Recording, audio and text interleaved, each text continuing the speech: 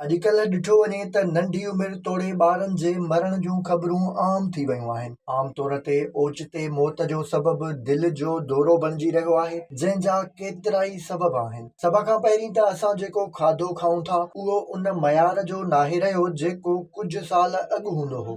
अॼोके दौर में तक़रीबन हर खाधे में मिलावट थी वई आहे। उहो ई सबबु आहे त असांजी सिहत ऐं ज़िंदगीअ ते ख़तरनाक असर पइजी रहिया आहिनि। इन सां गॾु तिर्ज़े ज़िंदगीअ जो बि इंसान जे मौत ते सिधीअ रीत असर पवंदो आहे, जेको अॼुकल्ह मुतमइन कंदड़ नाहे रहियो। पर माहिरनि ॿारनि जी मोबाइल इस्तेमाल करण जे हवाले सां हिकु तहक़ीक़ कई आहे, जंहिंजा नतीजा ख़तरनाक निकिता आहिनि। माहिरनि जो चवणु आहे त अॼुकल्ह नंढी उमिरि जे ॿारनि में मोबाइल जो घणो इस्तेमाल उन्हनि जे मौत जो सबबु बणिजी रहियो आहे। वालिदैन जी पंहिंजे ॿारनि खे चुप कराइण लाइ मोबाइल ॾियण वारी आदत कहिड़ी बि सूरत में सुठो अमल नाहे। तहक़ीक़ कंदड़नि चयो आहे त मोबाइल जे गॾियल इस्तेमाल खां सवाइ पबजी ऐं फ्री फायर जहिड़ियूं वीडियो गेम्स ॿारनि लाइ इंतिहाई ख़तरनाक आहिनि, जिन में पुरतशद्दुद ऐं जोश ॾींदड़ लम्हा ॿारनि खे पंहिंजी दुनिया में वठी वञनि था। ऐं अहिड़ियूं वीडियो गेम्स खेॾंदड़ ॿारनि खे ईअं लॻंदो आहे त उहे कंहिं जंग जे मैदान जा सिपाही आहिनि ऐं खेनि इहा जंग